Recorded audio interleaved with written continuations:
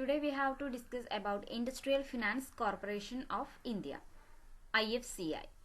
കഴിഞ്ഞ ക്ലാസ്സിൽ നമ്മൾ ഡെവലപ്മെന്റ് ബാങ്ക്സിനെ കുറിച്ചൊരു ഇൻട്രൊഡക്ഷൻ നൽകുകയുണ്ടായി. അതിൽ ഒന്നാമത്തെ ഡെവലപ്മെന്റ് ബാങ്ക് ആയിട്ടുള്ള ഇൻഡസ്ട്രിയൽ ഫിനാൻസ് കോർപ്പറേഷൻ ഓഫ് ഇന്ത്യയെ കുറിച്ചാണ് ഇന്നത്തെ ക്ലാസ്സിൽ നമ്മൾ ഡിസ്കസ് ചെയ്യുന്നത്. ഇന്ത്യക്ക് സ്വാതന്ത്ര്യം ലഭിച്ചതിന് ശേഷം ഇന്ത്യയിലെ ക്യാപിറ്റൽ മാർക്കറ്റ് എന്ന് പറയുന്നത് വളരെ അണ്ടർ ഡെവലപ്ഡ് ആയിട്ടുള്ള ഒന്നായിരുന്നു. ഇന്ത്യയുടെ അടിസ്ഥാന സൗകര്യങ്ങൾ കൂട്ടുന്നതിനും പുതിയ സംരംഭങ്ങൾ ആവിഷ്കരിക്കുന്നതിനുമായിട്ട് ഇന്ത്യക്ക് ആവശ്യമായ മൂലധനം അന്ന് ഉണ്ടായിരുന്നില്ല. അപ്പം ഈ മൂലധനത്തിന്റെ അപര്യാപ്തത ഉണ്ടായിരുന്നു. അതിനോടൊപ്പം തന്നെ വികസന ബാങ്കുകളുടെ ഒരു ചിട്ടയായ പ്രവർത്തനവും ഇന്ത്യയിൽ അന്ന് ഉണ്ടായിരുന്നില്ല. വാണിജ്യ ബാങ്കുകൾക്ക്, കൊമേഴ്ഷ്യൽ ബാങ്കുകൾക്കും അതേപോലെ തന്നെ കോപ്പറേറ്റീവ് ബാങ്കുകൾക്കും ഒന്നും തന്നെ വ്യവസായ മേഖലയ്ക്ക് ആവശ്യമായ ദീർഘകാല വായ്പകളും സഹായങ്ങളും നൽകാൻ പ്രാപ്തി ഉണ്ടായിരുന്നില്ല. ഈ ഒരു സാഹചര്യത്തിലാണ് ഇന്ത്യ ഗവൺമെന്റ് ഇന്ത്യയിലെ ആദ്യത്തെ ഡെവലപ്മെന്റ് ബാങ്ക് ആയിട്ട് industrial finance corporation of India സ്ഥാപിതമാക്കുന്നത്. അപ്പോൾ ഇന്ത്യയുടെ ആദ്യത്തെ ഡെവലപ്മെന്റ് ബാങ്കാണ് IFCI, industrial finance corporation of India. ഇത് സ്ഥാപിതമാകുന്നത് 1948 ജൂലൈ 1 ഡൽഹി ആയിരുന്നു ഇതിന്റെ ആസ്ഥാനം. അതിന്റെ റീജിയണൽ ഓഫീസ് സ്ഥിതി ചെയ്യുന്നത് കൽക്കത്തയിലാണ്.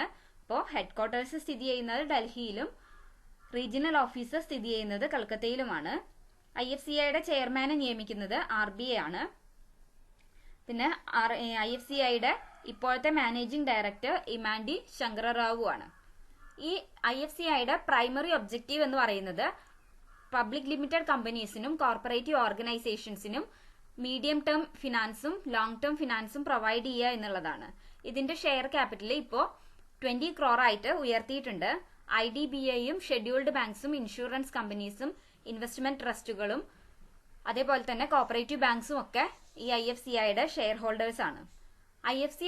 IFCI ആക്ട് അമെൻഡ് ചെയ്തതിന്റെ ഭാഗമായിട്ട് പ്രൈവറ്റ് ലിമിറ്റഡ് കമ്പനീസിനും IFCIയുടെ ഫിനാൻഷ്യൽ അസിസ്റ്റൻസ് കിട്ടാൻ തുടങ്ങിയിട്ടുണ്ട്. 1964 IDBI, industrial development bank of India സ്ഥാപിതമായതിനു ശേഷം IFCI IDBIയുടെ ഒരു സബ്സിഡിയറി ആയിട്ട് മാറിയിട്ടുണ്ട്. 1993 March 24 industrial finance corporation bill പാസ്സാക്കുകയുണ്ടായി. ഈ ബില്ല് പ്രകാരം IFCI പ്രൈവറ്റൈസ് ചെയ്തിട്ടുണ്ട്. ഇപ്പോൾ IFCIക്ക് ഓപ്പൺ മാർക്കറ്റ് ഓപ്പറേഷനിലൂടെ ഫണ്ട് റൈസ് ചെയ്യാനായി സാധിക്കുന്നുണ്ട്. അതേപോലെ തന്നെ കോമ്പറ്റീഷനെ ഫേസ് ചെയ്യേണ്ടതായിട്ടും വരുന്നുണ്ട്. 1993 ജൂലൈ 1 മുതൽ IFCI ഒരു പബ്ലിക് ലിമിറ്റഡ് കമ്പനി ആയിട്ട് മാറിയിട്ടുണ്ട്. അതുകൊണ്ട് തന്നെ അതിന്റെ പേര് industrial finance corporation of India limited എന്നാക്കിയിട്ട് മാറ്റിയിട്ടുണ്ട്. ഇപ്പോഴത്തെ IFCIയുടെ പേര് industrial finance corporation of India limited എന്നാണ്. ഇനി നമുക്ക് IFCIയുടെ ഇമ്പോർട്ടന്റ് ഫംഗ്ഷൻസ് പറയാം. നമ്മൾ ആദ്യം പറഞ്ഞു ഇതിന്റെ പ്രൈമറി ഒബ്ജക്റ്റീവ് എന്ന് പറയുന്നത് ഇൻഡസ്ട്രീസിന് മീഡിയം ടേം ഫിനാൻസും ലോങ് ടേം ഫിനാൻസും പ്രൊവൈഡ് ചെയ്യുക എന്നുള്ളതാണ്. അപ്പോൾ ഒന്നാമത്തെ ഒബ്ജക്റ്റീവ് അത് തന്നെയാണ് പറയുന്നത്, granting loans and advances to industrial concerns. ദീർഘകാലത്തേക്കുള്ള വായ്പകൾ നൽകുന്നുണ്ട്. ഇന്ത്യൻ കറൻസിയിലും വിദേശ കറൻസിയിലും വായ്പകൾ നൽകുന്നുണ്ട്. 25 വർഷം വരെ കാലാവധിയുള്ള ലോണുകളാണ് IFCI പ്രൊവൈഡ് ചെയ്യുന്നത്. കേന്ദ്ര സർക്കാരിന്റെ അനുമതി ഉണ്ടെങ്കിൽ കൂടുതൽ തുക വായ്പ നൽകാനും IFCIക്ക് കഴിയുന്നുണ്ട്. പിന്നെ അതിനോടൊപ്പം തന്നെ വ്യാവസായിക സംരംഭകർ വിപണിയിൽ ഇറക്കുന്ന ഷെയർസും ഡിബഞ്ചേഴ്സും സബ്സ്ക്രൈബ് ചെയ്യുക കൂടി ചെയ്യുന്നുണ്ട് IFCI. അതാണ് ഒന്നാമത്തെ ഒബ്ജക്റ്റീവ് പറയുന്നത്. രണ്ടാമത്തെ ഒബ്ജക്റ്റീവ് ആയിട്ട് പറയുന്നത് രണ്ടാമത്തെ പറയുന്നത് അണ്ടർ റൈറ്റിംഗ് സൗകര്യങ്ങളും ചെയ്തു കൊടുക്കുന്നുണ്ട്. Underwriting the issues of stocks, shares, debentures and bonds of industrial concerns.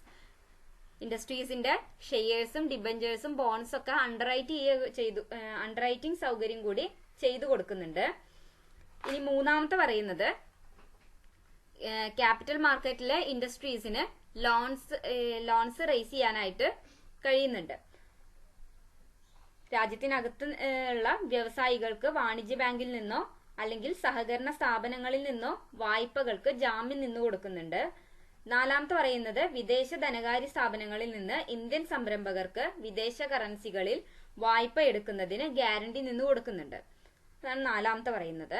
ഇനി അഞ്ചാമത്തെ പറയുന്നത് ഇന്ത്യൻ സംരംഭകർ വിദേശ രാജ്യത്ത് നിന്ന് ഇറക്കുമതി ചെയ്യുന്ന യന്ത്ര സാമഗ്രികൾക്കും സാങ്കേതിക വിദ്യകൾക്കും ഗ്യാരണ്ടി നിൽക്കുന്നു. അതുവഴി യന്ത്രസാമഗ്രികൾ എളുപ്പത്തിൽ ഇന്ത്യയിലേക്ക് ഇറക്കുമതി ചെയ്യാനായിട്ട് കഴിയുന്നുണ്ട്. അതാണ് അഞ്ചാമത്തെ ഒരു ഫംഗ്ഷൻ ആയിട്ട് പറയുന്നത്. ആറാമത്തെ പറയുന്നത് IFCI ഒരുപാട് ഫിനാൻഷ്യൽ സർവീസസ് പ്രൊവൈഡ് ചെയ്യുന്നുണ്ട്. മർച്ചന്റ് ബാങ്കിങ്ങും അതുമായിട്ട് ബന്ധപ്പെട്ട് വരുന്ന സേവനങ്ങളും നൽകുന്നുണ്ട്. പിന്നെ വ്യവസായ സാമഗ്രികൾക്കുള്ള ധനസഹായം, വാടക ഇനത്തിൽ യന്ത്രസാമഗ്രികൾ നൽകുന്നതിനുള്ള സഹായം, സാമഗ്രികളുടെ വായ്പകൾ, ഉപകരണങ്ങൾ അടവിന് നൽകുന്ന വായ്പകൾ, അസംസ്കൃത വസ്തുക്കൾ വാങ്ങുന്നതിനുള്ള വായ്പകൾ, അങ്ങനെയുള്ള ഫിനാൻഷ്യൽ സർവീസസും ഈ IFCI പ്രൊവൈഡ് ചെയ്യുന്നുണ്ട്. അതിനോടൊപ്പം തന്നെ പ്രൊമോഷണൽ സർവീസസ് കൂടി ഈ IFCI പ്രൊവൈഡ് ചെയ്യുന്നുണ്ട്. ഈ IFCI ഇൻഡസ്ട്രിയൽ മേഖലയെ ഒന്നുകൂടി ശക്തിപ്പെടുത്തുന്നതിനും അസമത്വം കുറയ്ക്കുന്നതിനും ചെറുകിട വ്യവസായങ്ങളെ പ്രോത്സാഹിപ്പിക്കുന്നതിനും വേണ്ടിയുള്ള ഒരുപാട് സർവീസസ് പ്രൊവൈഡ് ചെയ്യുന്നുണ്ട്. പിന്നെ ടെക്നോളജി ഉപയോഗിക്കുന്നതിനെ കുറിച്ചുള്ള ഉപദേശങ്ങളും നിർദ്ദേശങ്ങളും നൽകുന്നുണ്ട്. വെഞ്ചർ ക്യാപിറ്റൽ, റിസ്ക് ക്യാപിറ്റലുകളെല്ലാം തന്നെ പ്രോത്സാഹിപ്പിക്കുന്നതിന് വേണ്ട സഹായങ്ങളും നൽകുന്നുണ്ട്. പിന്നെ ശാസ്ത്ര സാങ്കേതിക വിദ്യകളുടെ വികസനം പോലുള്ള പ്രവർത്തനങ്ങൾക്ക് വേണ്ട സർവീസസും IFCI പ്രൊവൈഡ് ചെയ്യുന്നുണ്ട്. സ്ത്രീകൾ ഏറ്റെടുത്ത് നടത്തുന്ന ഇൻഡസ്ട്രീസിന് പലിശ ഇളവ് നൽകുന്ന ഒരു പദ്ധതി കൂടി IFCIയുടെ ഭാഗത്തുനിന്ന് വരുന്നുണ്ട്. ചെറുകിട വ്യവസായങ്ങൾക്ക് വേണ്ടിയുള്ള മാർക്കറ്റിംഗ് സൗകര്യങ്ങൾ, കൺസൾട്ടൻസി സർവീസസ് ഒക്കെ സൗജന്യമായി നൽകുക കൂടി IFCI ചെയ്യുന്നുണ്ട്. പിന്നെ ചെറുകിട വ്യവസായങ്ങളുടെ നവീകരണത്തിനും വികസനത്തിനും വേണ്ട സൗകര്യങ്ങളും ചെയ്തു കൊടുക്കുന്നുണ്ട്. അതുപോലെ മലിനീകരണം നിയന്ത്രിക്കുന്നതിനുള്ള തയ്യാറെടുപ്പുകളും IFCIയുടെ ഭാഗത്തുനിന്ന് വരുന്നുണ്ട്. അങ്ങനെ ഫിനാൻഷ്യൽ സർവീസസ് പ്രൊവൈഡ് ചെയ്യുന്നുണ്ട്. അതിനോടൊപ്പം പ്രൊമോഷണൽ സർവീസസും പ്രൊവൈഡ് ചെയ്യുന്നുണ്ട്. Manufacturing, mining, shipping, generation and distribution of electricity അങ്ങനെയുള്ള ആക്ടിവിറ്റീസിൽ എൻഗേജ് ചെയ്യുന്ന കമ്പനീസിനാണ് IFCI ലോങ് ടേം ഫിനാൻസും മീഡിയം ടേം ഫിനാൻസും പ്രൊവൈഡ് ചെയ്യുന്നത്. പിന്നെ ഇന്ത്യയിൽ നിന്ന് എടുക്കുന്ന, രാജ്യത്തിനകത്തുനിന്ന് തന്നെ എടുക്കുന്ന ലോൺ ആണെങ്കിൽ അതിന്റെ മുകളിൽ 11.25% ആണ് ഇൻട്രസ്റ്റ് റേറ്റ് ചാർജ് ചെയ്യുന്നത്. ഫോറിൻ ലോണിന്റെ മുകളിൽ 11.50% ആണ് ലോണ് ഇൻട്രസ്റ്റ് റേറ്റ് ചാർജ് ചെയ്യുന്നത്. പിന്നെ ഈ IFCI കൂടുതൽ പ്രിഫറൻസ് നൽകുന്നത് പുതിയ എന്റർപ്രണേഴ്സിന്, അതേപോലെ പുതിയ ടെക്നോളജീസ് എക്സ്പ്ലോർ ചെയ്യുന്ന പ്രൊജക്റ്റുകൾക്ക്, ഫോറിൻ എക്സ്ചേഞ്ച് ഏൺ ചെയ്യുന്ന പ്രൊജക്റ്റുകൾക്ക്, അതേപോലെ തന്നെ അഗ്രികൾച്ചറൽ പ്രൊഡക്ഷൻ കൂട്ടാൻ ആവശ്യമായ ഇൻപുട്ട് പ്രൊഡ്യൂസ് ചെയ്യുന്ന പ്രൊജക്റ്റുകൾ, പിന്നെ കൺസ്യൂമർ ഗുഡ്സ് പ്രൊഡ്യൂസ് ചെയ്യുന്ന പ്രൊജക്റ്റുകൾ, നോട്ടിഫൈഡ് ലിസ്റ്റിൽ ലൊക്കേറ്റ് ചെയ്യുന്ന പ്രൊജക്റ്റുകൾക്കൊക്കെയാണ് കൂടുതൽ പ്രയോറിറ്റി, കൂടുതൽ പ്രിഫറൻസ് നൽകുന്നത്. Then we discuss the financial resources of IFCI. There are three components of financial resources. They are share capital, bonds and debentures, other borrowings. അങ്ങനെ 3 components ആണ് വരുന്നത്. അതിൽ ഒന്നാമത്തെ പറയുന്നത് ഒരു പെയ്ഡ് അപ്പ് ക്യാപിറ്റൽ. അതിന്റെ പെയ്ഡ് അപ്പ് ക്യാപിറ്റൽ എന്ന് പറയുന്നത് 5 crore ആണ് ആദ്യം ഉണ്ടായത്. പിന്നീട് പലതവണ ആ ഒരു എമൗണ്ട് കൂട്ടുകയുണ്ടായി. പിന്നെ ഈ IFCIയുടെ ഷെയർ ക്യാപിറ്റൽ കൂടുതലും സബ്സ്ക്രൈബ് ചെയ്യുന്നത് IDBIയും LICI, commercial banks, cooperative banks ഒക്കെയാണ്. IFCIക്ക് ഒരു സൈസബിൾ റിസർവ് അക്യുമുലേറ്റ് ചെയ്തിട്ടും ഉണ്ട്. ഈ പെയ്ഡ് അപ്പ് ക്യാപിറ്റലിന്റെ റിസർവിന്റെ ഒപ്പം വരുന്ന മറ്റുള്ള സോഴ്സസ് എന്ന് പറയുന്നത് ഒന്ന് ബോണ്ടും ഡിബഞ്ചേഴ്സും ആണ്.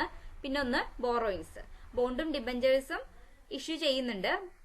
അതർ ബോറോയിങ്സ് വരുന്നുണ്ട്. IDBIയിൽ നിന്ന് വരുന്ന ബോറോയിങ്സ് വരുന്നുണ്ട്, ഗവൺമെന്റ് ബോറോയിങ്സ് വരുന്നുണ്ട്, ഫോറിൻ ലോൺസും വരുന്നുണ്ട്. അങ്ങനെ പ്രധാനമായിട്ടും 3 സോഴ്സസ് ആണ് ഉള്ളത്. ഈ 3 സോഴ്സസ് നിന്നാണ് IFCI ഫിനാൻഷ്യൽ റിസോഴ്സസ് അക്യുമുലേറ്റ് ചെയ്യുന്നത്. ഏതൊക്കെയാണ്? ഷെയർ ക്യാപിറ്റൽ, ബോൺസ്, ഡിബഞ്ചേഴ്സ്, മറ്റുള്ള ബോറോയിങ്സ്. ഇനി നമ്മൾ അടുത്തത് IFCIയുടെ ലിമിറ്റേഷൻസ് ആണ് പറയുന്നത്. ഈ IFCI എന്ന് പറയുന്നത് ഒരു ഓൾ ഇന്ത്യ ഡെവലപ്മെന്റ് ബാങ്ക് ആണ്. അതുകൊണ്ട് തന്നെ എല്ലാ വിഭാഗത്തിൽപ്പെട്ട വ്യവസായ മേഖലയെയും മാനേജ് ചെയ്യേണ്ടതായിട്ട് വരുന്നുണ്ട്. അതിൽ ഒരുപാട് ബുദ്ധിമുട്ടുകൾ IFCI നേരിടുന്നുണ്ട്. ഇപ്പൊ ഒരു സംസ്ഥാന തലത്തിൽ പ്രവർത്തിക്കുന്ന ഒരു ഡെവലപ്മെന്റ് ബാങ്ക് ആണെങ്കിൽ അതുമായി താരതമ്യം ചെയ്യുമ്പോൾ IFCIയുടെ പ്രവർത്തനത്തിൽ കൂടുതൽ സങ്കീർണതകൾ നിറയുന്നുണ്ട്. പിന്നെ ഈ IFCI കൂടുതലും ബിഗ് കമ്പനീസിനെ ഫേവർ ചെയ്തിട്ടാണ് പ്രവർത്തിക്കുന്നത്. ഇവിടെ ചെറുകിട വ്യവസായങ്ങളെയും അതേപോലെ തന്നെ മീഡിയം കൺസേൺസിനെയൊക്കെ നെഗ്ലക്ട് ചെയ്യുകയാണ് ചെയ്യുന്നത്. അവരെ പരിപോഷിപ്പിക്കുന്നതിന് വേണ്ട ധനസഹായങ്ങൾ വളരെ കുറവ് മാത്രമേ IFCI പ്രൊവൈഡ് ചെയ്യുന്നുള്ളൂ. പിന്നെ അടുത്തൊരു ലിമിറ്റേഷൻ പറയുന്നത് ഈ IFCI 2 crore വരെയുള്ള ലോൺസ് ആണ് സാങ്ഷൻ ചെയ്യുന്നത്. അതിൽ കൂടുതൽ സാങ്ഷൻ ചെയ്യണമെങ്കിൽ അതിന് കേന്ദ്ര ഗവൺമെന്റിന്റെ അനുമതി വേണ്ടിവരുന്നുണ്ട്. അപ്പോൾ ലോങ് ടേം ലോൺ പ്രൊവൈഡ് ചെയ്യുന്നുണ്ട് എന്നുള്ളത് മാത്രമേ ഉള്ളൂ. എമൗണ്ട് വളരെ കുറവാണ്. 20 years വരെ കാലാവധിയുള്ള ലോൺസ് IFCI പ്രൊവൈഡ് ചെയ്യുന്നുണ്ട്. പക്ഷെ എമൗണ്ട് എന്ന് പറയുന്നത് വളരെ കുറവാണ് എന്നുള്ളതാണ് ഈ ഒരു ലിമിറ്റേഷനിൽ പറയുന്നത്. പിന്നെ മൂന്നാമത്തെ പറയുന്നത് IFCI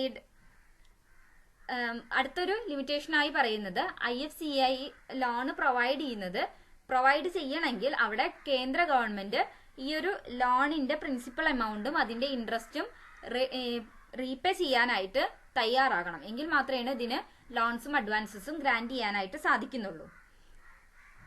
ഇനി അടുത്തത് പറയുന്നത് IFCIയുടെ അഡ്മിനിസ്ട്രേറ്റീവ് എഫിഷ്യൻസിയെ കുറിച്ചാണ്.